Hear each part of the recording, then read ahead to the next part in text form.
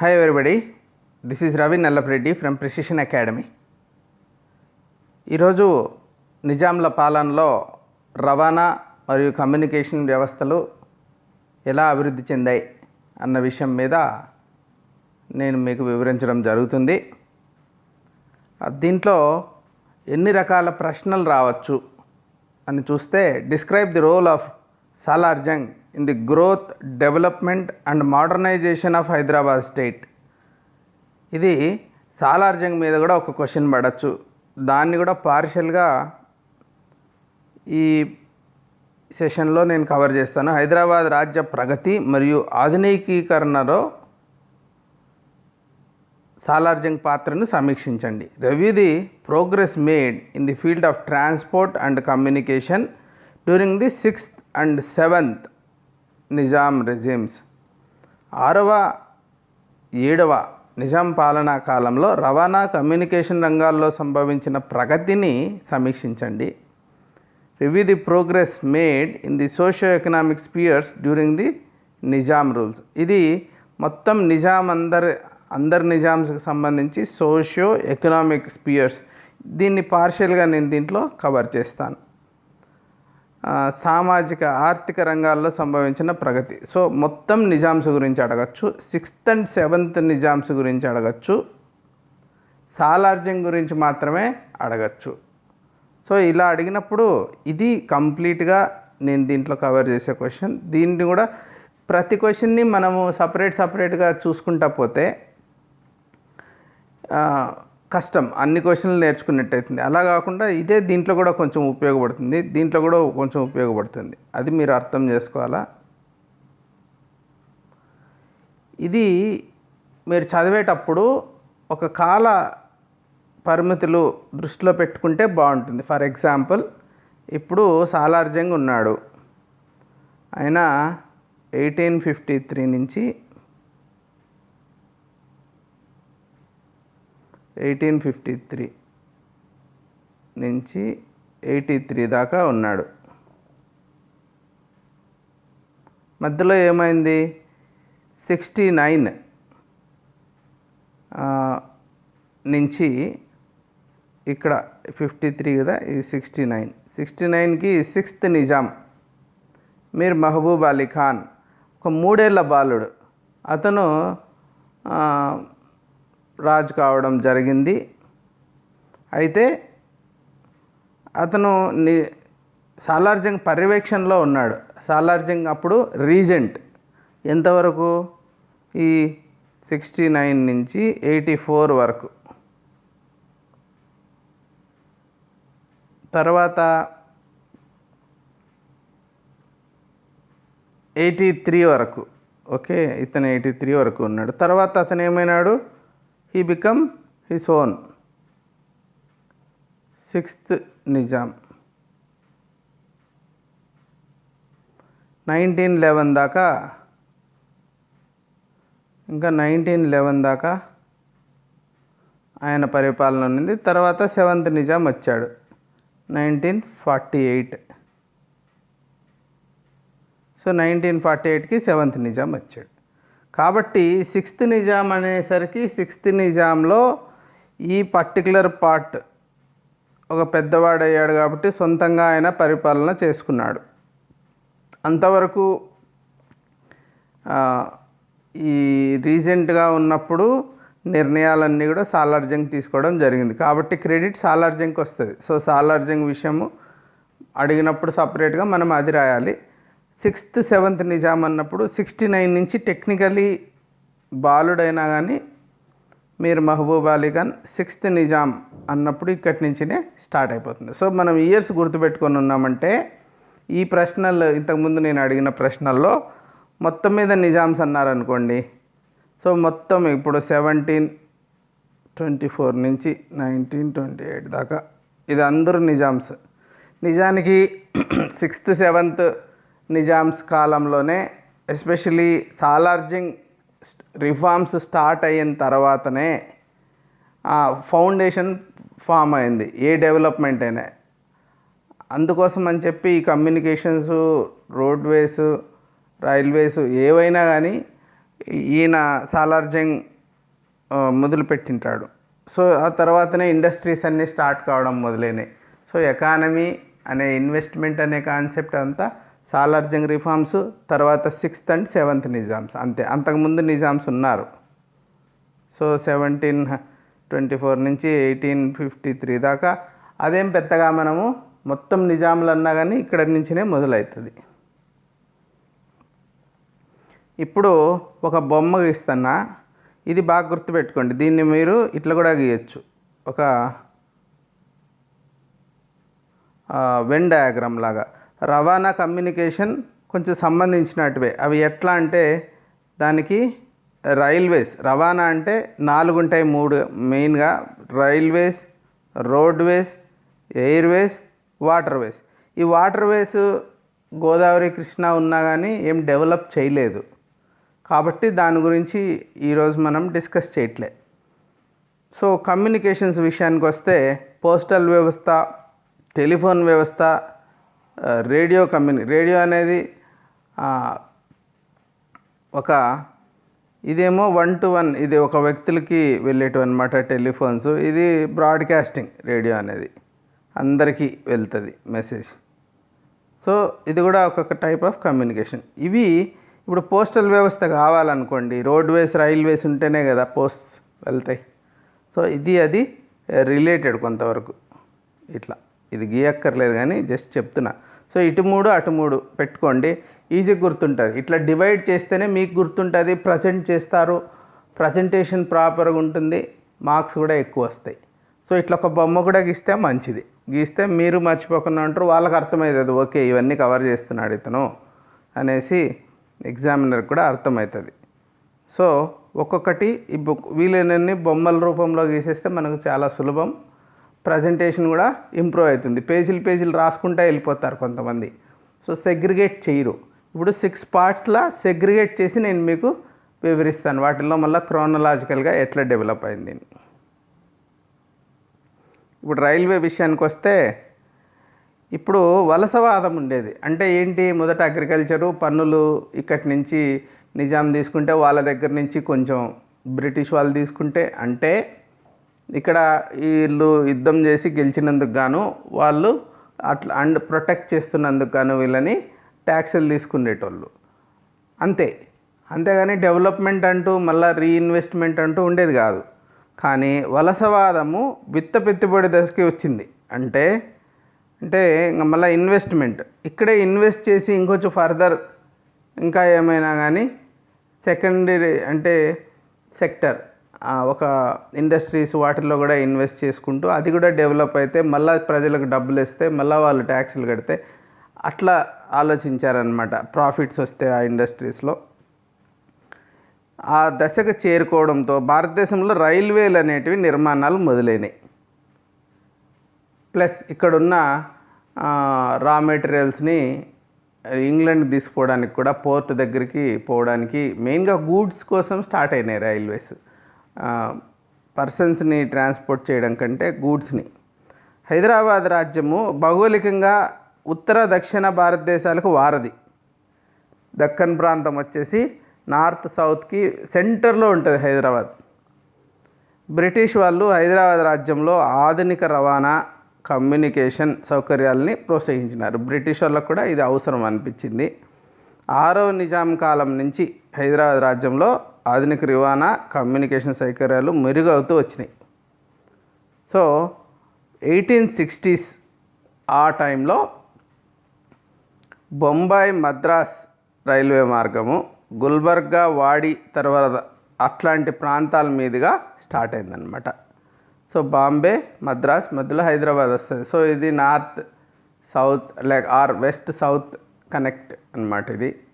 ఇప్పుడు golden quadrilateral అని తర్వాత వచ్చింది. సో ఎప్పుడు మన వాజ్పేయి టైంలో రోడ్వేస్కి అది ఇట్లా గోల్డెన్ క్వాడ్రిలేటరల్. ఇది ఢిల్లీ, ఇది కలకత్తా, కోల్కతా అంటారు కదా ఇప్పుడు. ఇది బొంబాయి అంటే ముంబై, బొంబాయి రాసుకున్నాం. ఇది Madras or present day Chennai. So so ఇది గోల్డెన్ క్వాడ్రిలేటరల్. దాంట్లో ఈ పర్టికులర్ వెళ్ళేటప్పుడు సో హైదరాబాద్ కూడా టచ్ చేయడం, ఈ ప్రాంతాల ఇప్పుడు ఇవన్నీ ఈ ప్రాంతాలన్నిటినీ కలుపుతూ వెళ్తుంది. ఇప్పుడు ఈ ఈ నిజాం టైంలో ఏం చేశారు, ఈ చెన్నై, ఈ ముంబై ఇవి కలవాలా అని చెప్పి రైలు మార్గము గుల్బర్గా నుంచి వాడి ఇట్లాంటి ప్రాంతాల మీద ఒకటి రైలు మార్గం మొదలైపోయింది. వీటిల్లో 74 వచ్చేసరికి వాడి నుంచి సికింద్రాబాద్ వరకు ఒకటి వచ్చింది, అది పూర్తి చేయబడింది 74లో. 80లో 7వ నిజాం ఏం చేశాడు, నిజాం స్టేట్ రైల్వే బోర్డ్ అనేది ఏర్పరిచి రైల్వే మార్గాల్ని ప్రభుత్వ ఆజమాయిషీలో తీసుకొచ్చాడు. 80కి వచ్చేసరికి నిజాం స్టేట్ రైల్వే బోర్డ్ ఇల్లు నిజాం వాళ్ళు గ్యారంటీ చేయడం జరిగిందనమాట. అందుకోసం నిజాం స్టేట్ రైల్వే బోర్డ్ ఒకటి వచ్చింది. 1899కి వచ్చేసరికి హైదరాబాదు గోదావరి వ్యాలీ లైన్ వచ్చింది, మన్మాడ్ ఔరంగాబాద్ వీటిని కలుపుకుంటూ హైదరాబాద్ గోదావరి వ్యాలీ లైన్. తర్వాత పర్బనీ, నాందేడ్, సికింద్రాబాద్ను కలుపుతూ దీన్ని నిర్మించారు. అనేక పరిశ్రమలు పుట్టుకొచ్చాయి. ఇవి ఎందుకు రైల్వేస్ గురించి ఇంతగా చెప్పుకుంటున్నామంటే ఇండస్ట్రీస్ అన్నీ అక్కడ స్టార్ట్ అయినాయి. సో డోర్నకల్ నుంచి సింగరేణి బొగ్గు గనులకి, తర్వాత వరంగల్ నుంచి బెజవాడ ఇట్లాంటి రైలు మార్గాలు కూడా తర్వాత నిర్మించారు. సో ఇవన్నీ రైల్వే లైన్స్ స్టార్ట్ అయిపోయినాయి. సో 1800స్లో స్టార్ట్ అయినాయి. సో 1860స్లో ఈ ముంబై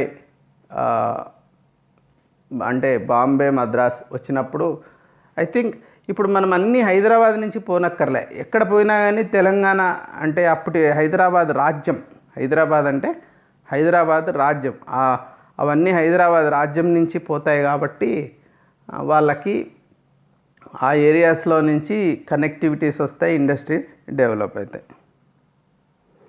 తర్వాత 1907 దక్కన్ రైల్వే స్టేషన్ నాంపల్లి వద్ద, ఇప్పటికీ మనము ఉంది కదా, ఇది నిజాంలు కట్టించిండేదే. నిజాం టైంలో దక్కన్ రైల్వే స్టేషన్ సరుకుల రవాణాకే ఉండిందనమాట ఈ నాంపల్లి స్టేషన్. సో 1921 నుంచి 1907లో నాంపల్లి స్టేషన్ వస్తే 21 ఒక 14 సంవత్సరాలు ఓన్లీ సరుకుల రవాణా, తర్వాత ప్రయాణికుల రవాణా కూడా మొదలైపోయింది. ఇంకా 1916లో Kacheguda railway station. So oldest railway stations అంటే మనం చూస్తే నిజాముల కాలంలో నిర్మించబడ్డవి 1907 నాంపల్లి, 1916 కాచిగూడ. అంటే 100 years దాటిపోయినాయి రెండిటికి. ఈ రెండు ఈ కాచిగూడ కూడా నిజాం రైల్వే వ్యవస్థలో ప్రధాన కేంద్రంగా ఉన్నిందనమాట. ఈ రైల్వేలు పెద్దగా లాభాలు ఆర్జించేటివి కాదు ఆ టైంలో. అందుకోసము విదేశీ కంపెనీలకి అంతా కొంచెం ప్రమోట్ చేయడం, వాళ్ళకి ఇంట్రెస్ట్ వచ్చేటట్టు చేయడం కోసము ఈ పెట్టుబడులు వాళ్ళు పెట్టే వాళ్ళకి 5% రిటర్న్ ఆన్ ఇన్వెస్ట్మెంట్ హామీ ఇచ్చాడనమాట నిజాం. అందుకోసం నిజాం గ్యారంటీ స్టేట్ రైల్వే అనే పేరు వచ్చింది దానికి. నిజాం గ్యారంటీ చేస్తాడు దాంట్లో పెట్టే ఇన్వెస్ట్మెంట్స్కి. ఇంకా రహదారుల విషయానికి వస్తే కాకతీయుల కాలంలో దండుబాటలు అనేటివి ఉండేటివి. వాటిల్ని నిజాం అంటే సాలార్జంగ్ టైంలో ఏం చేశారు, రహదారులాగా అభివృద్ధి చేశాడు ఈయన. 6-7 నిజాం కాలంలో విస్తీర్ణం బాగా పెరుగుతూ వచ్చింది. సో మనకు తెలుసు ఎక్కడ రోడ్డు పడితే, ఇప్పుడు ఓఆర్ఆర్ ఉంది, దాని చుట్టుపక్కలంతా డెవలప్ అవుతుంది. సో ఎప్పుడైనా కానీ ఒక రోడ్డు వస్తుంది అంటే రేట్లు పెరిగిపోతున్నాయి అక్కడ. అంటే ఏంటి, దానికి డెవలప్మెంట్కి డైరెక్ట్ రిలేషన్షిప్ ఉంది. 91లో 1241 మైళ్ళ పొడవు రహదారులుంటే 1891లో 1940 నాటికి 5911 మైళ్ళు పొడవు గల రహదారులు నిర్మించారు. అంటే సబ్స్టాన్షియల్ ఇంక్రీజ్ అనేది ఉండిందనమాట. అలాగే 1980 1882 అనుకుంటా రైల్వే బోర్డు పరిధిలోకి దీన్ని తీసుకొచ్చారు. తర్వాత ఎయిర్వేస్ అనేది 1938లో దక్కన్ ఎయిర్వేస్ అనే విమానయాన సంస్థ ఈ దక్కన్ ఎయిర్వేస్ని వీళ్ళు స్టార్ట్ చేశారు. సో చాలా ప్రోగ్రెసివ్ అనమాట. 1938లోనే దక్కన్ ఎయిర్వేస్ అనేది నిజాం స్థాపించాడు, 7వ నిజాం. సో ఎయిర్వేస్ అనేటివి 7th నిజాం టైంలో 1938లో వచ్చాయి. బేగంపేట దగ్గర విమానాశ్రయం కూడా నిర్మించబడింది. నిన్న మొన్నటి దాకా హైదరాబాద్కి అదే ముఖ్యమైన విమానాశ్రయం, రాజీవ్ గాంధీ ఇంటర్నేషనల్ ఎయిర్పోర్ట్ వచ్చేదాకా. సో దీన్ని కూడా స్టేట్ రైల్వే బోర్డులో పరిధి అన్నీ ఫస్ట్ ఇన్ని ఆర్గనైజేషన్స్ ఎందుకు కస్టమ్ కంట్రోల్ అనేసి అంతా రైల్వే బోర్డు పరిధిలోనే. చూడ్డానికి కొంచెం ఇదేంట్రీ అనిపించినా కానీ అలా పెట్టారు వాళ్ళు. సో అప్పుడే బేగంపేట ఎయిర్పోర్ట్ నిర్మించడం, దానికోసం దక్కన్ ఎయిర్వేస్ అనేటివి. సో ప్రోగ్రెసివ్గా వీళ్ళు చేశారనమాట. సో మెయిన్గా ఈ రైలు మార్గాల ద్వారానే చాలా గొప్ప ప్రగతి అనేది సాధించడం జరిగింది. ఇప్పుడు కమ్యూనికేషన్ విషయానికి వస్తే పోస్టల్ వ్యవస్థ. సాలార్జంగ్ కాలం నుంచి హైదరాబాద్లో పోస్టల్ వ్యవస్థ గణనీయంగా పెరుగుతూ వచ్చింది. యాక్చువల్లీ ఇది 1862లో ఫార్మల్గా స్టార్ట్ అయింది పోస్టల్ వ్యవస్థ హైదరాబాద్ రాజ్యంలో. ఆ తర్వాత సాలార్జంగ్ కాలంలో అంటే 1853 నుంచి 83 దాకా ఉన్నాడు కదా, ఆ టైంలోనే పెరుగుతూ వచ్చింది. పోస్ట్ ఆఫీసులు, సబ్ పోస్ట్ ఆఫీసులు నిర్మించారు అప్పుడు. 7వ నిజాం కాలంలో బొమ్మలతో కూడిన స్టాంపులు ఇట్లా స్టాంప్స్ వచ్చాయన్నమాట. బొమ్మలు పెట్టేసి స్టాంపులు మొదలైనవి. సో కొన్ని ఉదాహరణలకి ఇక్కడ ఇచ్చాను నేను. అనా, అర్ధన అట్లా ఉండేటివి అనమాట అప్పుడు స్టాంపులు. తర్వాత టెలిఫోన్ వ్యవస్థ, ఇది కూడా చాలా ఇంపార్టెంట్. 1885లో స్టార్ట్ అయింది. మనం ఇండియన్ నేషనల్ కాంగ్రెస్ వచ్చిన టైం అనుకోండి ఇది. 85లో టెలిఫోన్ వ్యవస్థ స్టార్ట్ అయింది. బారాదరి వద్ద ఒక ఎక్స్చేంజ్ ఒక్కటి మాత్రమే ఉండేది, అది బారాదరి దగ్గర స్టార్ట్ చేశాడు. ఆ తర్వాత నారాయణగూడ, సికింద్రాబాద్ అనే దగ్గర 2 ఎక్స్చేంజ్లు ఏర్పాటు చేశారు, టెలిఫోన్ ఎక్స్చేంజ్. సో ఇప్పటికి కూడా మనకి సికింద్రాబాద్లో ఒక పెద్దది ఉంది అక్కడ, బిఎస్ఎన్ఎల్. సో 1926-27 నుంచి ఏం చేశారు, 85లో మెల్లిమెల్లిగా వచ్చేసరికి 26-27లో అన్ని జిల్లా కేంద్రాలు హైదరాబాద్ని కలుపుతూ టెలిఫోన్ లైన్లు తయారైనాయి. మొట్టమొదట ఓన్లీ హైదరాబాద్ సిటీకి పరిమితమైండేటివి, తర్వాత జిల్లా కేంద్రాలను కూడా అనుసంధానం చేయడం జరిగింది. 1945 వచ్చేసరికి 10 ఎక్స్చేంజ్లు హైదరాబాద్లో, 2000కు పైగా టెలిఫోన్ కనెక్షన్లు. 2000 అంతమంది నోబుల్స్ వీళ్ళంతా ఉంటారు కదా, వాళ్ళందరికీ కనెక్ట్ అయి ఉంటారు, ఇంపార్టెంట్ ఆఫీసర్స్, ఏమన్నా లా అండ్ ఆర్డర్, కమ్యూనికేషన్ అన్నిటి కోసం అని చెప్పి. సో 2000. ఇప్పుడు ఇంకా ఇంటికి 4 ఉన్నాయనుకోండి సెల్ ఫోన్లు, అప్పుడు పరిస్థితి ఇది. ఇక రేడియో విషయానికి వస్తే 1935 ఇది 7వ నిజాం దక్కన్ రేడియో. అన్నిటికీ మనకు Deccan Airways, Deccan radio, everything is Deccan అనమాట స్థాపించాడు. ఇది హిందుస్థానీ, కర్ణాటిక్ మ్యూజిక్ ఈ రెండింటిని బాగా ప్రాచుర్యం. ఇటు చూడండి ఇక్కడ ఇట్లా బాగా హిందుస్థానీ మ్యూజిక్, ఇది కర్ణాటిక్ మ్యూజిక్ కూడా ఎక్కువ వచ్చేది. రేడియోలు ఇట్లా ఉండేటివి ఆ రోజుల్లో, చాలా ఇంపార్టెంట్ రేడియో అంటే. ఇప్పుడు రేడియో అస్సలు కనపడదు, కానీ అప్పుడు ప్రజల్లో ఇది చాలా ముఖ్యం అన్నమాట. ఏ విషయాలు తెలుసుకోవాలన్నా, సంగీతం కోసమైనా, ఏదైనా కానీ రేడియోనే ఉండేది. ఇంకా గీతావళి అని ఒక లలిత కళల కార్యక్రమాన్ని కూడా నిర్వహించాలన్నమాట ఈ రేడియోలో. So with this I conclude this session. మీరు రవాణా మరియు కమ్యూనికేషన్, రవాణా అంటే రైల్వేస్, రోడ్వేస్, ఎయిర్వేస్, కమ్యూనికేషన్ అంటే పోస్టల్ వ్యవస్థ, టెలికమ్యూనికేషన్ అంటే టెలిఫోన్ల వ్యవస్థ, ఈ రకంగా రేడియో, ఈ 3 6 పార్ట్స్ మీరు సపరేట్గా గుర్తుపెట్టుకోవాలి. ఇది సాలార్జంగ్ టైము, 6వ నిజాం, 7వ నిజాం. సో అవి కూడా గుర్తుపెట్టుకున్నారంటే ఓన్లీ 6వ నిజాం గురించి ఆర్థిక అభివృద్ధి 6వ నిజాం కాలంలో ఉన్న, సాలార్జంగ్ కాలంలో ఉన్న, లేకుంటే నిజాముల కాలంలో టెలికమ్యూనికేషన్ మరియు రవాణా అన్న ఏమన్నా కానీ మీరు ఇప్పుడు చేయగలరు. మీరు ఒకసారి ఏం చేస్తారంటే చూడకుండా అన్ని పాయింట్స్ ఒకసారి రాయండి. స్టాటిస్టిక్స్ కూడా గుర్తుపెట్టుకోండి. గుర్తు లేకుంటే ఒకసారి మళ్ళీ ఒకసారి చూడండి. Thank you for joining. Have a good day. Bye.